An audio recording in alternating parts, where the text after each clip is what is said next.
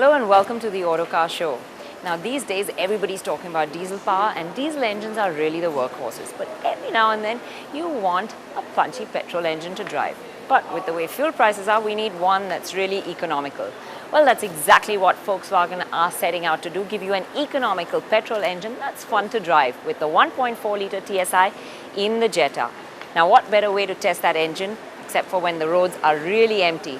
And that's why we're starting off in the middle of the night at 3 a.m. for this drive.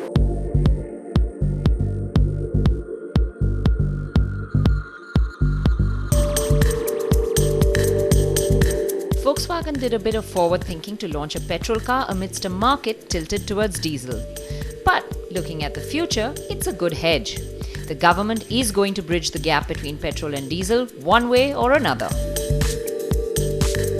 So, a TSI engine with cutting-edge technology that uses downsizing to offer up better fuel efficiency in a big classy saloon without compromising on power could be just what the market needs.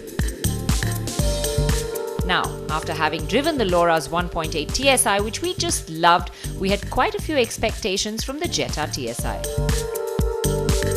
With a healthy 120 bhp and 20.4 kgm of torque, it all sounded good on paper. You can really enjoy the power of this 1.4 TSI in the mid-range.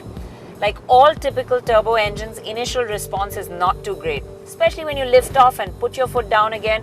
It takes a little while to get going, and the tall gearing really doesn't help that either.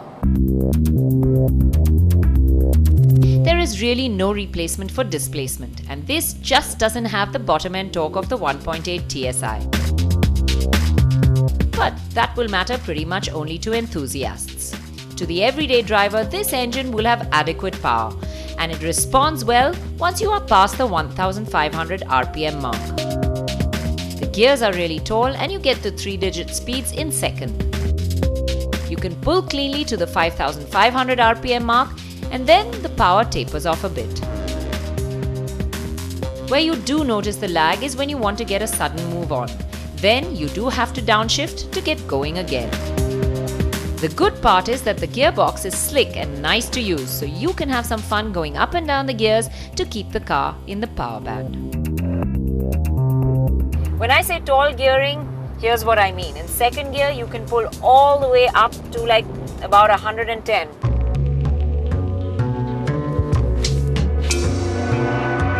The Jetta hits the 100 mark in just 10.5 seconds. Don't worry, we were not doing irresponsible driving on the streets of Mumbai. We had a section closed off in BKC area to be a little irresponsible and push the car to find out. Driving on the empty roads made me realize how small Mumbai really is and how quick we can actually get from one end to the other minus the chaos and hustle bustle of the daytime. Minus the horns and the clatter, we could also really hear every sound on the car and concentrate and enjoy the driving experience. Well, since we're on sounds, getting back to the engine, whilst it is extremely refined at idle, it does get a bit boomy at around 4000 RPM, and you do hear it when you rev hard. Now, apart from everything else, this petrol engine has actually made the Jetta 42 kg lighter too. Now with this engine being compact and light, it makes the car less nose heavy, and as a result you can change direction easier, it's quicker to turn in, and it makes the car nicer to drive. Combined with the shattering body control and grip, the Jetta is an entertaining drive. And with the tall gearing, it would actually be really nice to drive on a twisty, windy section of road. But I was enjoying the empty straight stretches in Mumbai as well. It's really fantastic to drive at night in Mumbai, and I think I'm going to be doing more stories at this time. It's so easy to get everything done without all the traffic around. But it's made me realize one thing: traffic or no traffic, our roads are pretty much the same, really bad, full of bumps and potholes. The potholes made us realize that the Jetta actually has quite a good ride. It's flat and stable and makes for a comfortable experience. The only grouse we had is that you do hear the suspension and road noise comes through quite a bit.